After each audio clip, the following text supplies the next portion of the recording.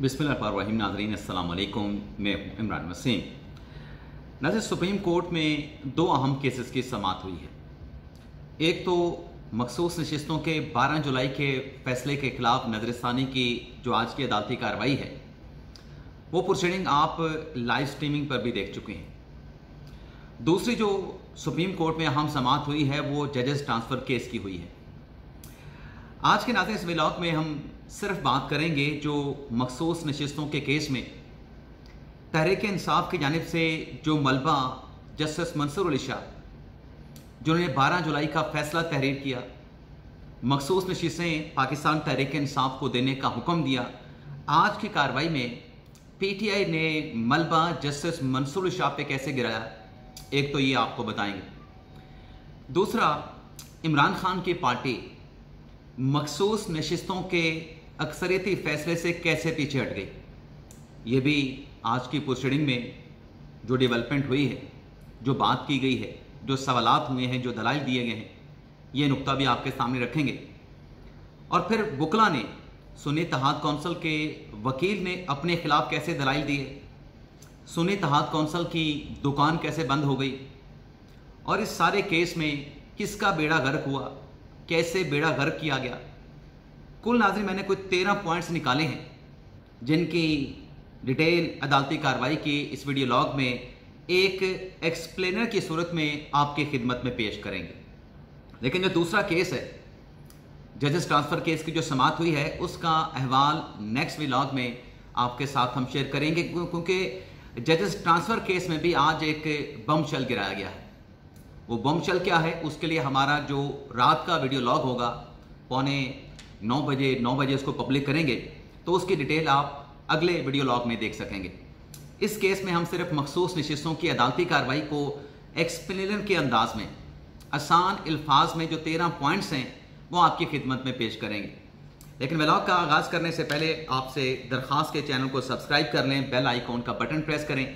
Video अगर पसंद आए तो इसे लाइक और शेयर ज़रूर कीजिएगा। और आपसे माजरत भी कि आज हमारा जो इंट्रो है वो थोड़ा सा लंबा हुआ है, लेकिन ये एक्सप्लेन करना भी ज़रूरी था।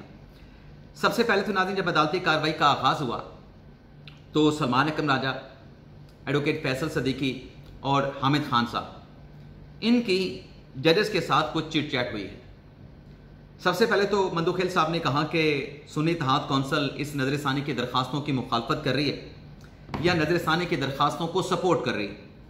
मंदुखेल साहब ने कहा कि फैसला तो 12 जुलाई का सुन्नी इत्तेहाद कौंसिल के खिलाफ आया था, तो क्या सुन्नी इत्तेहाद कौंसिल नज़रसानी की दरख्वास्तों को सपोर्ट करती है? जिस पर फैसल सदीकी साहब ने कहा कि कभी कभार हार में भी जीत होती है, यानी वो शिकस्त का एतराफ़ भी कर रहे हैं और पीटीआई के हक में जो 12 जुलाई का फैसला है उस फैसले को सपोर्ट भी कर रहे हैं। फिर सलमान अकरम राजा साहब ने कहा कि इस केस में रिव्यू प्रोसीडिंग में हमें नोटिस नहीं किया गया, अक्सरियती फैसले में लिखा गया है कि पीटीआई हमारे सामने थी तो हमें भी बात करने का मौका दिया जाए। जस्टिस अमीनुद्दीन खान ने कहा कि आपको बात करने का मौका देंगे, लेकिन एक तरतीब बना लें कि पहले कौन आर्गू करेगा। फिर हामिद खान साहब, उन्होंने अदालत से कहा कि देखें कि जो इलेक्शन कमीशन ने वजाहत की एप्लीकेशन फाइल की थी उस पर अक्सरियती जजेस ने पीटीआई को नोटिस किया था, तो इस केस में सुप्रीम कोर्ट को पाकिस्तान तहरीक इंसाफ को फरीक बनाना चाहिए था, लेकिन जानबूझकर फैसले में तहरीक इंसाफ को फरीक नहीं बनाया गया। तो फरीक बनाने ना बनाने का फैसला तो अक्सरियती जजेस ने किया था। उस फैसले को जस्टिस मंसूर अली शाह साहब ने तहरीर किया था और लिखा था कि हमारे सामने पीटीआई की एक मुतफरिक दरख्वास्त आई है, लेकिन पीटीआई को पार्टी बनाना ज़रूरी नहीं। तो ये मलबा तहरीक इंसाफ मंसूर अली शाह साहब पे गिरा रही थी कि हमें फरीक क्यों नहीं बनाया गया, जानबूझ के फरीक नहीं बनाया गया। तो पीटीआई आज फरीक बनाने का जो मलबा है वो जस्टिस मंसूर अली शाह पे डाल रही थी। अगला पॉइंट नाज़रीन, तो पहला पॉइंट हो गया। दूसरे पॉइंट में नाज़रीन जो बात हुई उसमें नाज़रीन, बल्कि पहला पॉइंट मैं आपको बताता हूँ, ये तो वैसे बात हो गई जो चिट चैट हो रही थी। पहला पॉइंट, जैसे जमाल खान मंदुखेल साहब ने कहा कि जो बल्ले का निशान है वो किसने पाकिस्तान तहरीक इंसाफ को नहीं दिया, इलेक्शन कमीशन ने नहीं दिया या फिर सुप्रीम कोर्ट ऑफ पाकिस्तान ने नहीं दिया। जिस पर सुन्नी इत्तेहाद कौंसिल के वकील फैसल सदीकी ने कहा कि बल्ले का निशान हमें इलेक्शन कमीशन ने नहीं दिया। अदालत की तरफ से कहा गया कि जो केस अदालत के सामने था वो इंट्रा पार्टी इलेक्शन का था और इंट्रा पार्टी इलेक्शन चूंकि वैलिड नहीं करार पाया तो उसके कॉन्सिक्वेंस के नतीजे में इलेक्शन कमीशन ने हमें बल्ले का निशान नहीं दिया। जस्टिस मुसर्रत अली साहब ने यहाँ पे एक सवाल किया कि जो इलेक्शन कमीशन का फैसला था पीटीआई के कैंडिडेट को आज़ाद डिक्लेयर करने का, क्या उस फैसले को पीटीआई की तरफ से किसी फोरम पे चैलेंज किया गया? तो सुन्नी इत्तेहाद कौंसिल के वकील ने कहा, गलती का एतराफ़ किया कि सैडली तहरीक इंसाफ ने उस फैसले को चैलेंज नहीं किया। और फिर उन्होंने ये भी कहा कि सलमान अकरम राजा ने इंडिविजुअल कैपेसिटी में उस फैसले को सुप्रीम कोर्ट में चैलेंज किया था, लेकिन इस गलती का इदराक सिर्फ सलमान अकरम राजा को हुआ, बाकी पीटीआई के अरकान को इस गलती का इदराक नहीं हुआ। तो ये एडमिट कर रहे हैं कि इलेक्शन कमीशन के फैसलों में जहां पीटीआई के कैंडिडेट को आज़ाद डिक्लेयर किया गया था, उस फैसले को पीटीआई ने as a whole, as a party किसी मुतलका फोरम पे चैलेंज नहीं किया था। और जैसे जमाल खान मंदुखेल साहब ने एक कच्चा चट्टा खोल के उनके सामने रख दिया कि बल्ले का निशान सुप्रीम कोर्ट ने नहीं लिया था, बल्ले का निशान इलेक्शन कमीशन ने पाकिस्तान तहरीक इंसाफ को नहीं दिया था। तो दूसरा पॉइंट, मंदुखेल साहब ने आज जो बल्ले का निशान ना मिलने का मामला था वो कच्चा चट्टा खोल के जो है वो सबके सामने रख दिया। तीसरा पॉइंट नाज़रीन, वो पॉइंट नाज़रीन ये है कि बज़ाहिर ऐसा लगा कि आज की अदालती कार्रवाई में जो सुन्नी इत्तेहाद कौंसिल के वकील दलाइल दे रहे थे वो जस्टिस जमाल खान मंदुखेल के मिनॉरिटी जजमेंट पे इंसिस्ट कर रहे थे।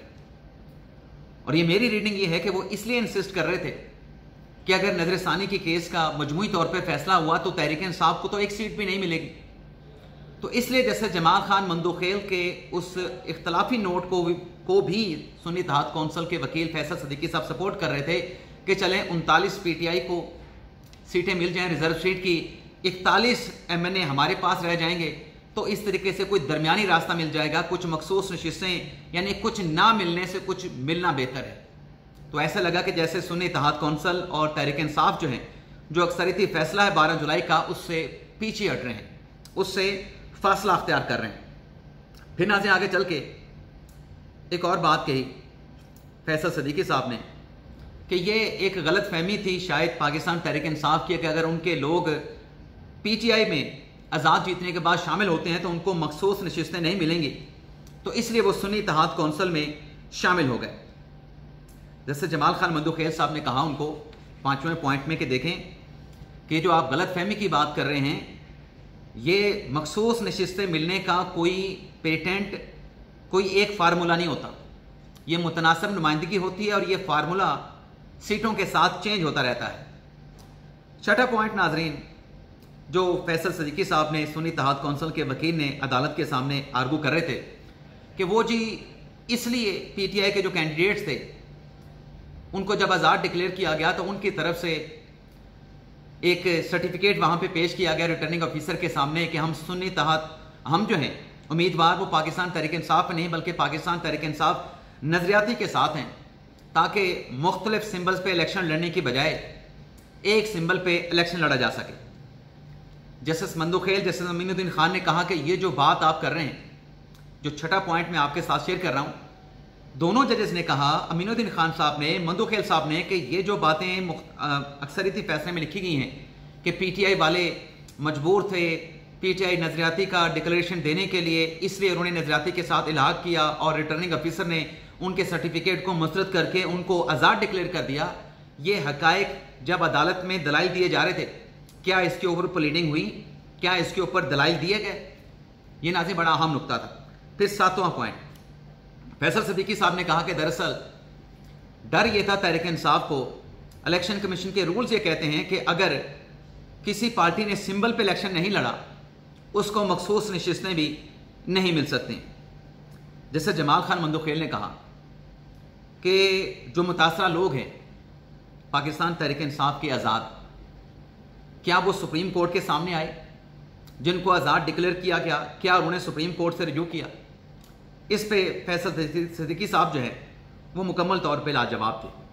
और फिर जैसे जमाल खान मंदुखेल ने कहा कि क्या आप इस बात से, जो 8वां पॉइंट है, इस बात से एग्री करते हैं कि सुन्नी इत्तेहाद कौंसिल को ये मखसूस नशिस्तें नहीं मिल सकती थी, क्योंकि सुन्नी इत्तेहाद कौंसिल ने कोई फहरिस्त जो है एक तो वो जमा नहीं कराई थी, फिर सुन्नी इत्तेहाद कौंसिल ने जनरल इलेक्शन भी नहीं लड़ा था। तो एतराफ़ किया सुन्नी इत्तेहाद कौंसिल के वकील ने कि ये मखसूस नशिस्तें सुन्नी इत्तेहाद कौंसिल को मिलना, उसके लिए SIC क्वालिफाई नहीं करती थी। अगर क्वालिफाई नहीं करते थे तो फिर ये अदालती चाराजोई, इलेक्शन कमीशन में दरखास्तें, पेशावर हाई कोर्ट में दरखास्तें, सुप्रीम कोर्ट में केस, ये सब कुछ क्या था? ये क्या आंखों में धूल झोंकी जा रही थी कि सिर्फ कार्रवाई करके जो हमदर्दियां हैं लोगों की वो हासिल की जाए? और फिर मुसर्रत अली साहब ने 9वें पॉइंट पे कहा कि फैसल सिद्दीकी साहब आप ये बताएं कि यहां पे आप जो ज्यादा आर्गू कर रहे हैं, आप तो पीटीआई का केस आर्गू कर रहे हैं, आप पीटीआई के वकील हैं या सुन्नी इत्तेहाद कौंसिल के वकील हैं? जिस पे फैसल सिद्दीकी साहब ने कहा कि आप मुझे दोनों का ही समझ लें। बल्कि एक मौके पे तो ऊपर फैसल सिद्दीकी साहब ने कहा कि शुक्र है कि मैं पाकिस्तान तहरीक इंसाफ का वकील नहीं हूं। तो मुसर्रत अली साहब ने कहा कि नहीं, आप पाकिस्तान तहरीक इंसाफ के भी वकील हैं, बल्कि आप पाकिस्तान तहरीक इंसाफ के वकील हैं। लेकिन मुसर्रत अली साहब ने कहा कि यहाँ पे आप जो पीटीआई का मुकदमा लड़ रहे हैं, क्या आपने पीटीआई से कोई अथॉरिटी लेटर ले रखा है इस केस में पीटीआई के हक में आर्गू करने का? क्या आप जो सुन्नी इत्तेहाद कौंसिल के अगेंस्ट दलाइल दे रहे हैं, क्या आप अपने क्लाइंट के मफाद के खिलाफ तो आर्गू नहीं कर रहे? तो उस पर भी फिर फैसल सिद्दीकी साहब ने कहा कि ये मेरा प्रोगेटिव है। अब ये नाज़रीन 9 पॉइंट हो गए। 10वां पॉइंट नाज़रीन, जस्टिस मोहम्मद अली मदर साहब ने कहा कि जो अक्सरियती फैसला है, उस अक्सरियती फैसले में 39 तो डिक्लेयर पीटीआई के कर दिए अक्सरियती जजेस ने, 41 को सुप्रीम कोर्ट ने आजाद डिक्लेयर कर दिया। तो क्या आपके वो जो 41 लोग थे उन्होंने अपने एफिडेविट इलेक्शन कमीशन में जमा करवाए कि वो पाकिस्तान तहरीक इंसाफ को ज्वाइन कर रहे हैं? क्योंकि फैसल सिद्दीकी साहब ये कह रहे हैं कि 39 तो पीटीआई में चले गए, जो 80 हमारी पार्टी में आए थे, 41 जो है वो अभी भी हमारे साथ है, क्योंकि सुप्रीम कोर्ट के फैसले पर इलेक्शन कमीशन ने अमल दरामद नहीं किया। तो 10वां पॉइंट मोहम्मद अली मदर साहब ने कहा कि वो इलेक्शन कमीशन ने अमल दरामद किया या नहीं किया, लेकिन सुप्रीम कोर्ट के फैसले में आपके पास एक भी बंदा नहीं रहा। 39 पीटीआई के हो गए, 41 सुप्रीम कोर्ट ने आजाद डिक्लेयर कर दिए। तो जब आपके 41 आजाद हो गए, 39 पीटीआई के डिक्लेयर करार पाए, तो फिर आप अदालत के सामने खड़े क्या कर रहे हैं? आपका तो इस केस में हक दावा नहीं बनता, आपकी तो दुकान ही बंद हो चुकी है। आपके लोग जो आपकी पार्टी में 80 आजाद लोग आए थे, वो तो पार्टी छोड़ के जा चुके हैं, कुछ पीटीआई के हो चुके हैं, कुछ आजाद डिक्लेयर पा चुके हैं। तो आपका हक दावा इस केस में क्या बनता है? और फिर जस्टिस मोहम्मद अली मदर ने कहा कि अदालत ने उनको आजाद डिक्लेयर किया है, आपने तो नजरसानी भी उस पर दायर नहीं की। 11वां पॉइंट नाज़रीन, फैसल सिद्दीकी साहब ने कहा कि चलें मान लेते हैं कि हमारा हक दावा नहीं बनता, लेकिन मुझे इस केस में फरीक बनाया गया है, तो मैं तो आर्गू अदालत के सामने करूंगा। जैसे समीनुद्दीन खान साहब ने कहा कि देखें, हकायक आप अदालत में फिर दुरुस्त बयान करें, हकायक को आप कमरे अदालत में ठीक रखें। फिर 12वें पॉइंट में नाज़रीन, फैसल सिद्दीकी साहब ने पहले एतराफ़ किया था कि चलें हमारे लोग हमें छोड़ के जा चुके हैं सुन्नी इत्तेहाद कौंसिल को। 12वें पॉइंट में फैसल सिद्दीकी साहब ने कहा कि ठीक है, मैं अपना ये जो आर्गूमेंट है कि 41 हमारे साथ मौजूद हैं, इसको सस्पेंड करता हूं, लेकिन मैंने गिव अप नहीं किया। तो जस्टिस मोहम्मद अली मदर साहब ने कहा कि जब आपने अपना आर्गूमेंट सस्पेंड कर दिया, तो इसका मतलब यह है कि आपने अपने मौक़िफ़ को गिव अप कर दिया, और सुन्नी इत्तेहाद कौंसिल का इस केस में फिर किरदार बाकी क्या रह जाता है? जस्टिस मुसर्रत अली साहब ने एक सवाल किया, ये ना 11वां पॉइंट था, 11वां पॉइंट था कि हामिद रजा जो कि सुन्नी इत्तेहाद कौंसिल के चेयरमैन थे, उन्होंने आज़ाद हैसियत में इलेक्शन क्यों लड़ा? जिस पे सुन्नी इत्तेहाद कौंसिल के वकील फैसल सिद्दीकी साहब ने कहा कि इस जगह जवाब जो है मैं आगे चल के आपको दूंगा। मुसर्रत अली साहब ने कहा कि जिस सवाल का जवाब आपने अवॉइड करना होता है, आप आगे से यही रिपीट कर देते हैं कि इस सवाल का जवाब मैं आगे चल के दूंगा। हामिद रजा की अपनी पार्टी थी, सुन्नी इत्तेहाद कौंसिल के वो चेयरमैन थे, तो वो अपनी पार्टी के प्लेटफॉर्म से इलेक्शन लड़ते। लेकिन यहां पर भी फैसल सिद्दीकी साहब ने जवाब नहीं दिया, फिलहाल वो लाजवाब नजर आए, लेकिन बज़ाहिर उनके दलाइल से ऐसे लगा कि जैसे अक्सरियती फैसले का बेड़ा गर्क हो रहा है, और वो जो दलाइल दे रहे हैं, एडमिट कर रहे हैं, अपने दलाइल सस्पेंड कर रहे हैं और कह रहे हैं कि 39 पीटीआई के हो गए, 41 हमारे साथ हैं। तो इससे नाज़रीन बज़ाहिर ऐसा लगता है कि अब तहरीक इंसाफ और सुन्नी इत्तेहाद कौंसिल जो कि एक ही हैं दोनों, ये शायद ये चाह रहे हैं कि मखसूस नशिस्तों में मंदुखेल साहब वाला फैसला नजरसानी में एडमिट हो जाए, वो फैसला अक्सरियती बन जाए, और हमें चलें 80 नहीं मिलते तो 39 अरकान के अगेंस्ट जो है मखसूस नशिस्तें मिल जाएं। जैसे समीनुद्दीन खान साहब ने उनसे कहा कि फैसल सिद्दीकी साहब, आप ये बताएं कि हमारा जो मिनॉरिटी का जजमेंट है उसमें तो हमने 80 के 80 जो अरकान आज़ाद आपकी पार्टी में शामिल हुए थे, हमने उनको इंटैक्ट रखा था। आपकी दुकान बंद नहीं हुई थी, वो 80 लोग आपकी पार्टी के थे। लेकिन जो अक्सरियती फैसला है उसमें तो आपके लिए कुछ भी नहीं छोड़ा। सुन्नी इत्तेहाद कौंसिल के पास तो अब कुछ भी नहीं है। हमने तो आपके 80 लोगों को बरकरार रखा था।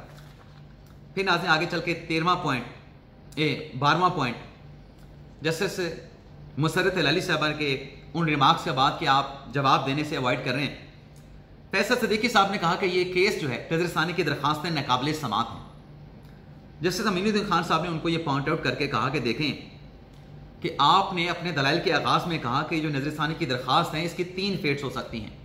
आपने काबिल समात के ऊपर चैलेंज नहीं किया कि ये नाकाबिल समात है। आप कह रहे थे कि नज़र सानी मुस्तरद हो सकती है, नज़र सानी अलाउड हो सकती है।